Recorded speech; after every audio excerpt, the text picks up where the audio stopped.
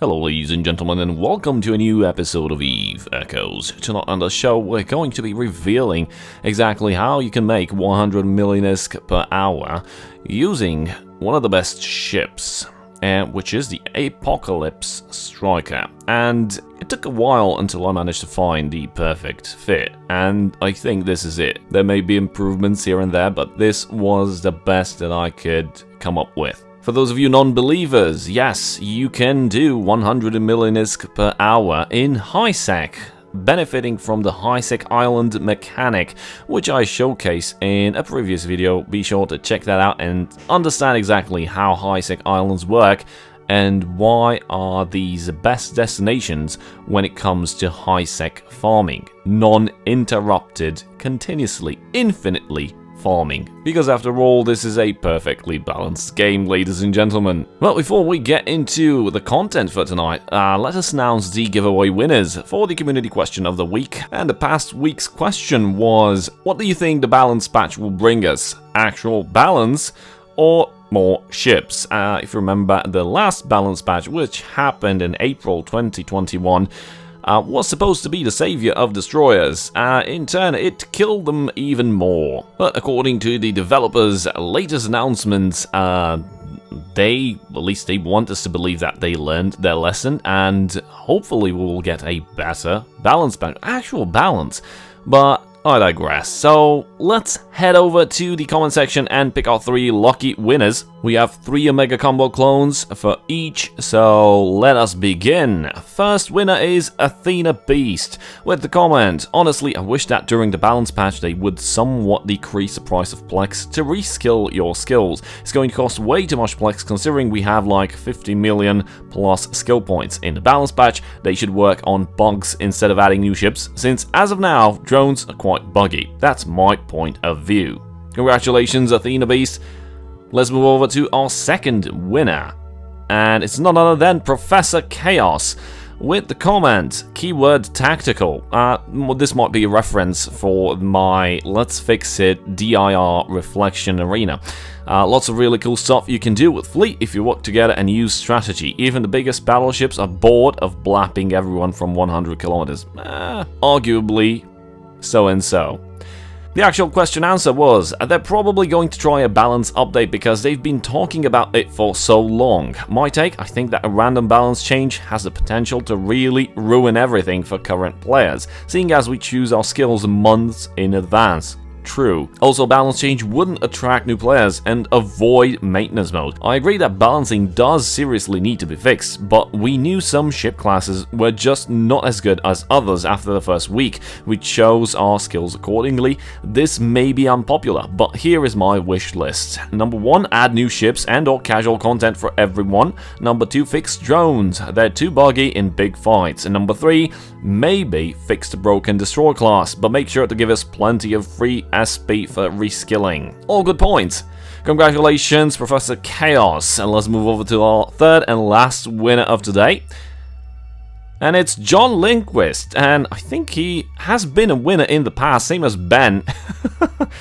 He won with the comment, highly doubt the April balance patch will be much of a balance. I doubt the devs will introduce ships since they are probably focusing on the industry ships in May, but who really knows? Devs don't make much sense lately. That is also true, and I've been wondering and asking myself, why are they introducing new industry content? I mean, industry is kind of dead due to insurance because, well, new ships don't need to be produced because they're spawned out of thin air by the insurance systems, and the new ships that get put on the market, they're not bought, and they just sit in there and collect dust, and the orders get deprecated, and ultimately the industry players that build those ships and mine the ore and everything else don't even make a profit, and nobody buys them. So why are we adding content to something that is broken instead of fixing what is causing the problem and then adding new content?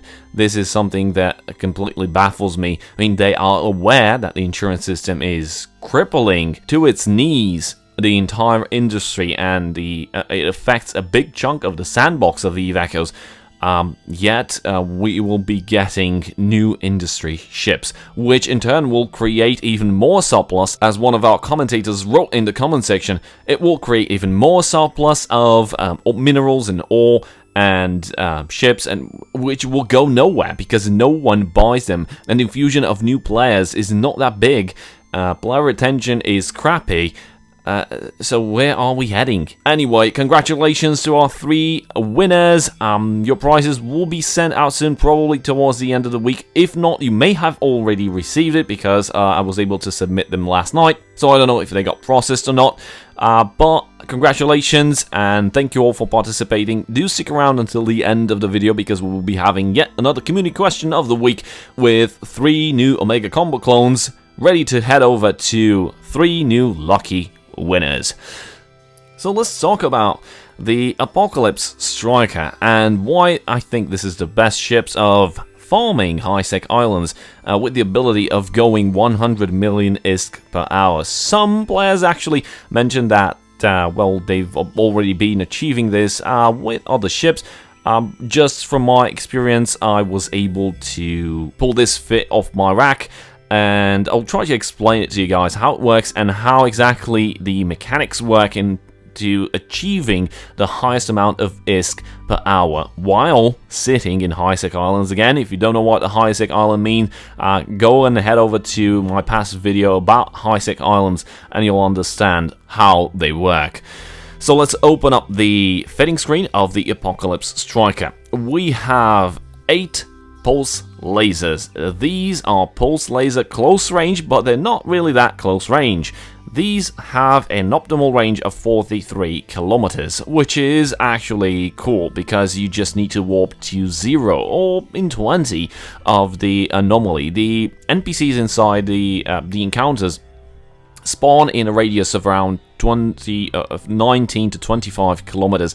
So just sitting at 0 or warping at 20 seems to have pretty much the same effect. You will be exactly in range of them and you will be able to finish 4 such encounters, tech level 10 encounters, in 20 minutes. Meaning you get to complete 1 encounter in 5 minutes. That is insane, but how is that achievable? Well, we've got the pulse lasers, which have the highest DPS in terms of lasers. There's also the beam lasers, but those are pretty much focused for let's say long range and don't have the same rate of fire, meaning they fire slower. So it'll take time to switch targets, it'll take time to fire around, and also you have bigger alpha, but if the item cycles faster, you will apply more DPS. So for this intended purpose, the pulse lasers are the best that you can fit on the Apoc Strikers. Moving over to the med slots, we've got 3 stasis webs. This is specifically made to keep stuff in place, and you don't need warp scrambler or warp disruptors. You're finding NPCs. You might want to think, well, there's NPCs that use micro warp drives, and I'll use the scrambler to cut that out. Well, not quite. 3 webs pretty much has the same effect. They'll be moving at less than 10 meters per second, and you'll just one-shot the frigates every time. So I think 3 webs are sufficient. You don't need the 4th one. As the 4th med slots, activatable med slots, I actually chose a target painter. It does have something to say when you're in siege mode, and the target paint actually enlarges the target and its hitbox, you know, the signature radius.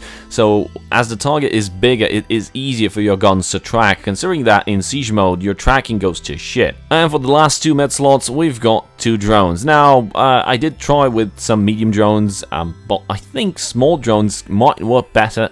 Didn't have the time to fiddle around with the drones too much, because the guns did pretty much all the job.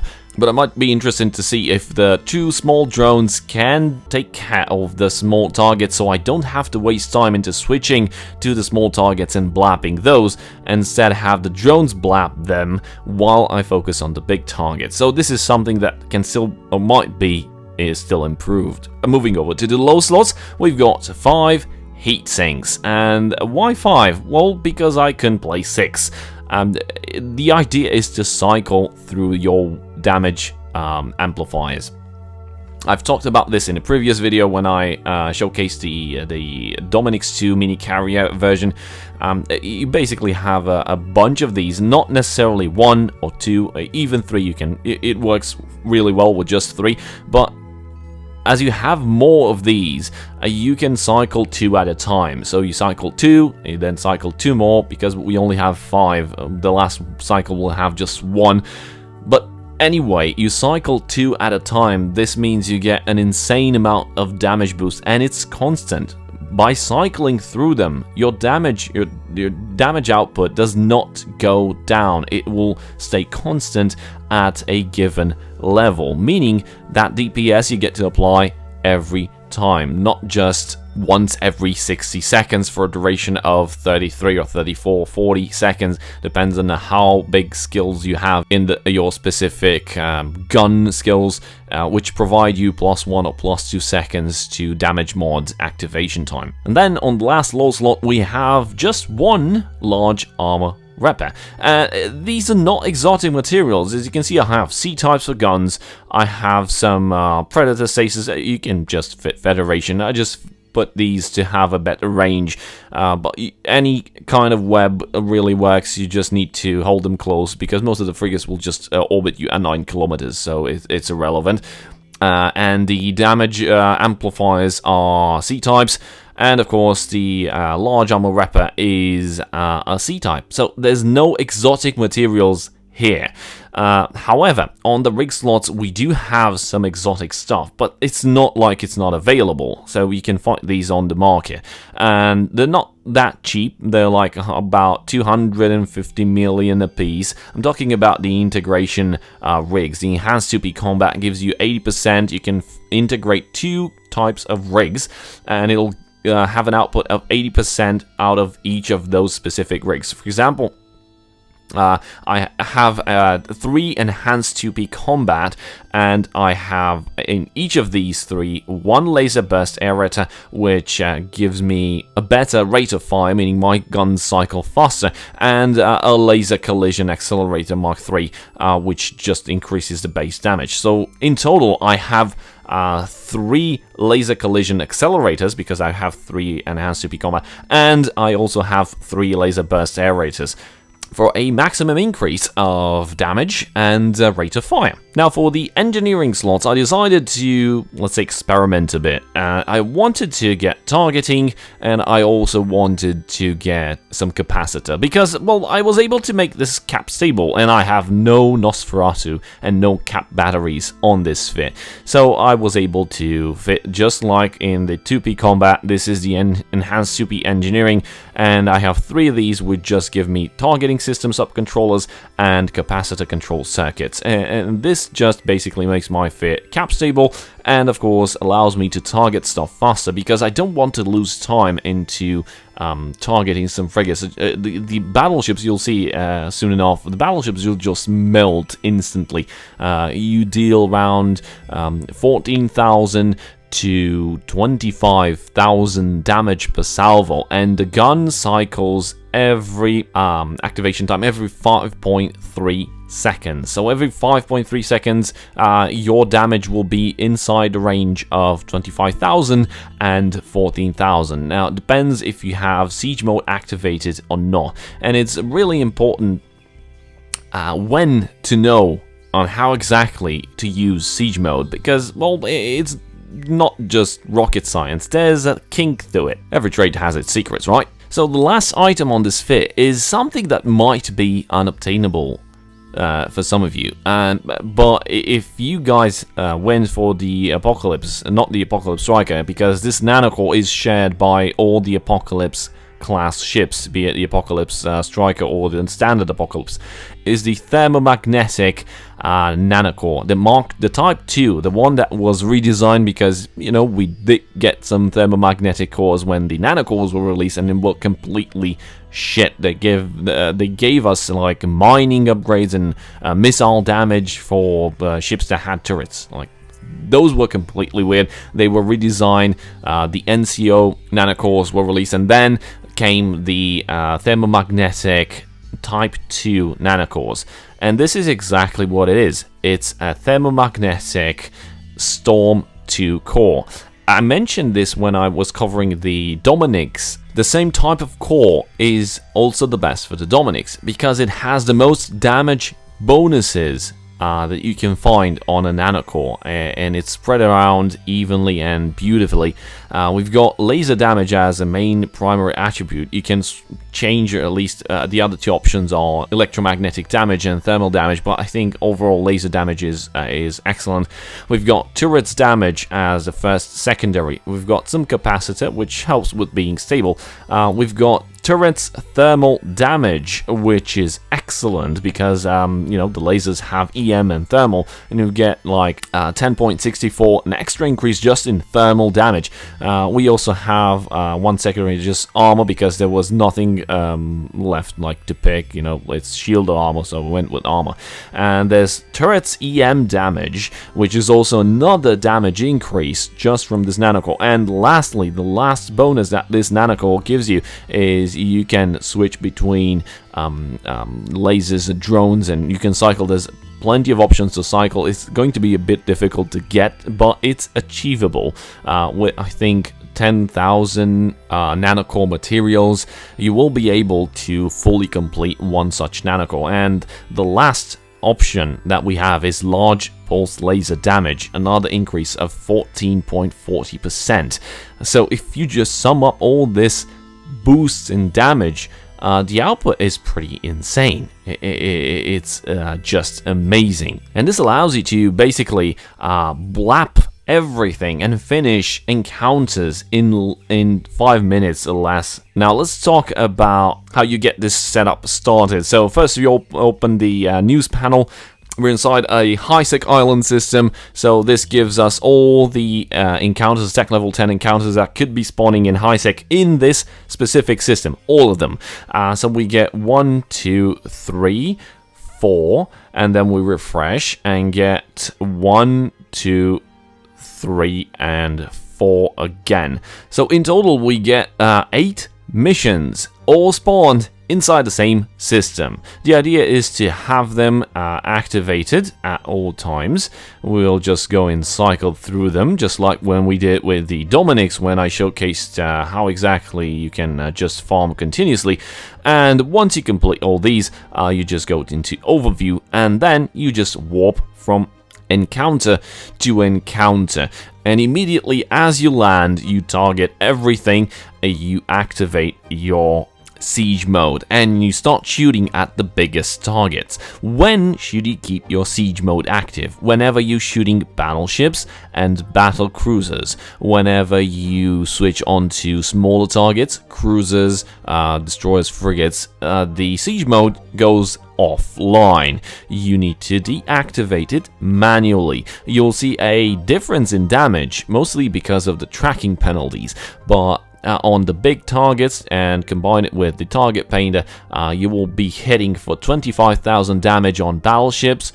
You will two-shot sometimes battle cruisers. That is just practically completely insane. It is just unreal, ladies and gentlemen.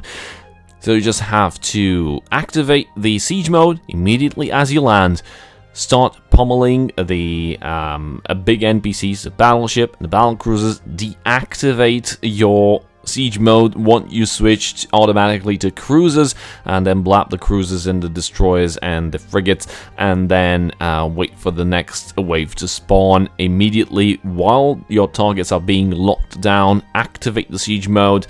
The battleships will be acquired as targets first because they're the biggest targets and they have the biggest signature radius. It's easy to lock them down, so those will be the first targets that you will be able to shoot upon. So immediately activate your guns and just do this, rinse repeat for every wave.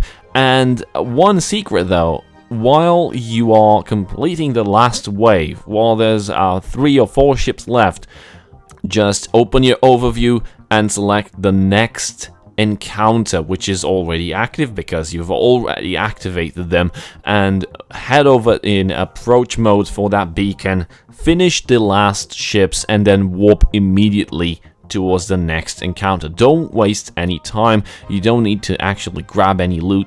You're making much more ISK just by completing encounter after encounter and cycling through them instead of just going over to each wreck and grabbing the loot.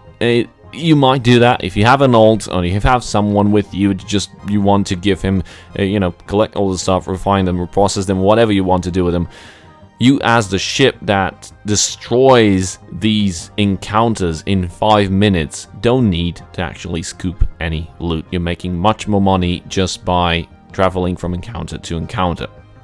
And the idea is to reduce management time, to keep it as low as possible. So you need to constantly apply damage to targets, finish them off, move to the next encounter, rinse and repeat. It's all that simple, and you'll see that you can finish 4 of these encounters, which well, they have a base reward of ranging from 2.5 to 3.5 million ISK. This is just the base payout for completing the encounter, and you need to take into consideration also the ISK that you get out of bounties for each encounter, which is around 5 million. So in 20 minutes, I'm not talking about ticks and bounty ticks.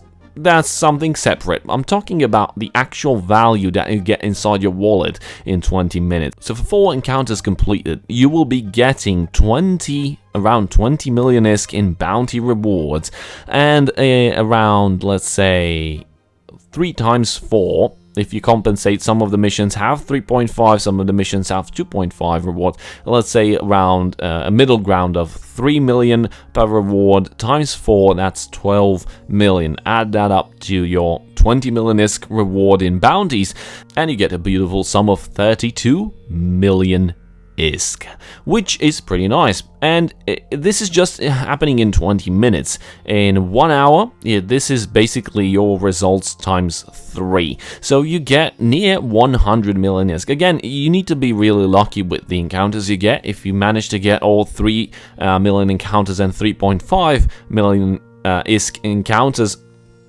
if you complete those, of course, your sums will be a bit higher, and you will actually pass the 100 million mark. So at the end of an hour, you will be getting around, let's say, a sum between 90 million ISK and 102 and 105 million ISK. As I mentioned, it varies basically on how fast you were when you performed your stuff and all your management.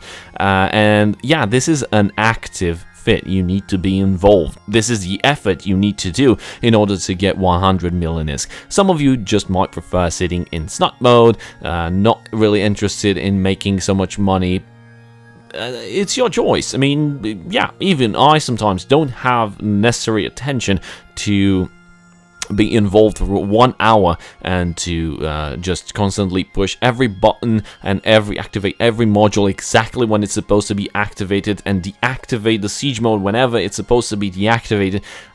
Sometimes, you get some slips. If you're not really that engaged, you can just try and do a sniping fit. You won't get 100 million ISK per hour, but it will be less demanding of your attention and less demanding of your your capacity to quickly move between screens, quickly tap on this, tap on that, target, reselect target, switch to target. Yeah, that's pretty much it. This is all you need to do. So yeah, making 100 million ISK per hour, it's possible, and this is the fit to do it. You deal so much damage to battleships, they melt almost instantly in 4 or 5 volleys, they're dead. The frigates, 1-shot, destroyers, 1-shot, cruisers, sometimes 1-shot, battle cruisers, sometimes 2-shot. Unfortunately, this fit does require you to be tech level 10. It does require a ship of 1.2 billion ISK, to own it and to be properly skilled in it, to have skills in guns of 555 or 554.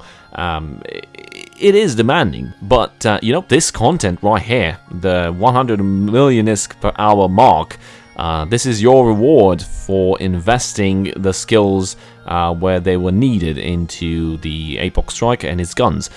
Lower sums of ISK can be acquired via faction battleships with the Rattlesnake, with the Macariel. You can do around 70, 80 million ISK per hour. which is also fine. But if you really want to go hardcore, you really need to get an Apex Striker. This thing is insane. And the fit is not really that hard. The fit is pretty much out of the box. Damage mod cycle, close range, pulse lasers. The nanocore is a bit tricky to get, but if you had it for the APOC when it was present in the Concord Pass shop, then you can, unfit it from your APOC and put it on your APOC Striker. Yeah, you can do that. It's the same as with the Dominix core. You can put it from Dominix to Dominix 2. Same was with the Raven Striker. This is actually awesome. It's not like the skin, which is only for one type of ship, which is or just a Striker or just the standard version. The nanocores are really a nice piece of work. So what do you think about this fit? Do you enjoy it? Do you have any improvements, any suggestions that you want to add to make it even better, even more crazier? With 7.7 K DPS, with siege mode active, pummeling and chewing up those battleships, I think this is the apex predator for PvE, for NPCs. NPCs beware.